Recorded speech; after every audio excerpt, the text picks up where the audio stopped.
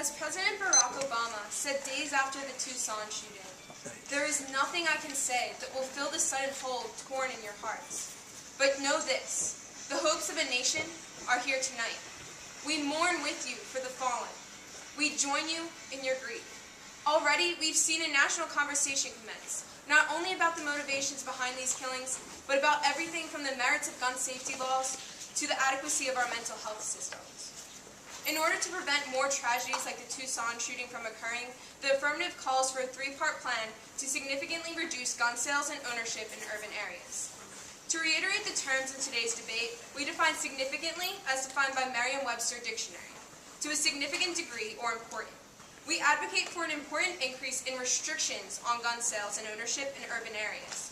This does not necessarily include a total prohibition of gun sales or the right to bear arms. In order to protect its people, the government must put some limits and restrictions on the rights of its citizens as part of its social contract. The United States Census Bureau defines an urban area as core census block groups, or blocks that have a population density of at least 1,000 people or more per square mile, and surrounding census block groups of an overall density of at least 500 people per square mile.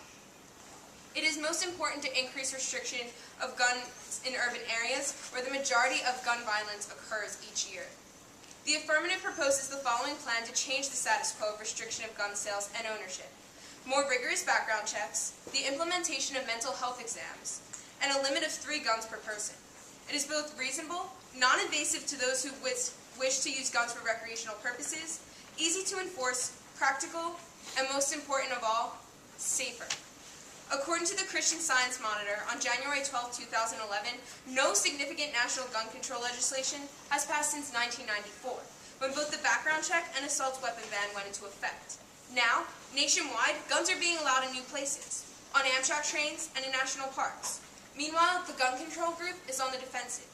They're fighting to preserve the status quo and to prevent new inroads by the gun lobby.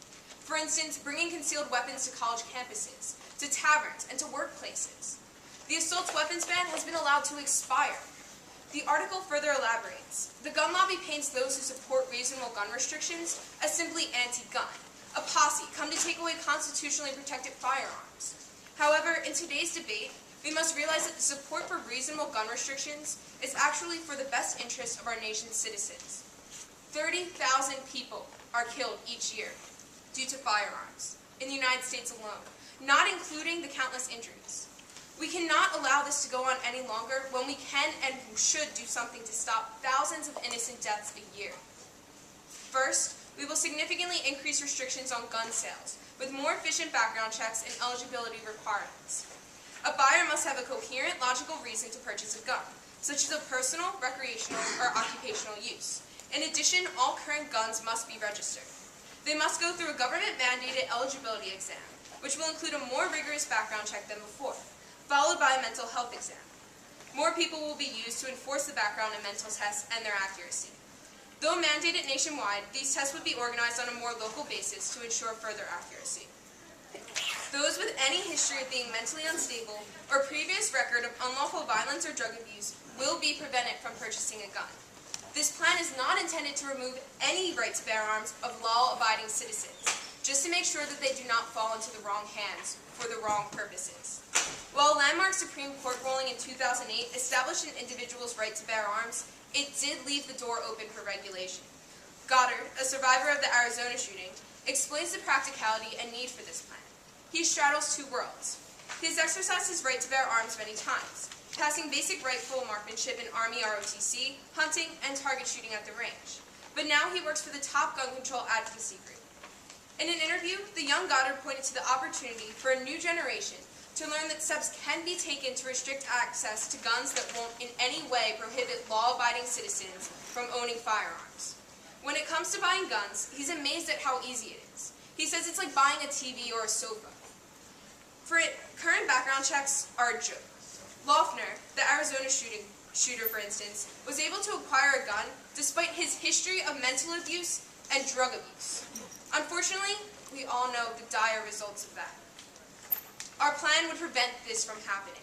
We will reduce the amount of mentally unstable people obtaining firearms and will reduce gun violence. In addition to background checks and mental health exams and mental health clearance, the affirmative calls for a new limit of ownership to 3 guns per person. This will reduce the amount of guns that a person can sell in the black market and limits the amount of guns in circulation.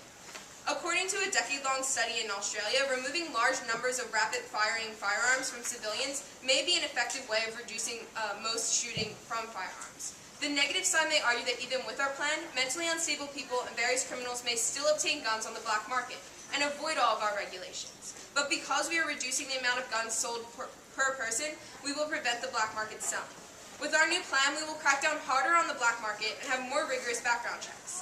All guns registered will also have to have a safety on them to prevent accidental deaths, such as Kaitlyn Collinger, a 6th grader who was accidentally shot by her own brother in her own home on December 15th.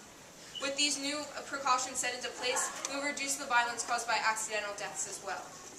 Our plan would also put the assault weapon ban back into place.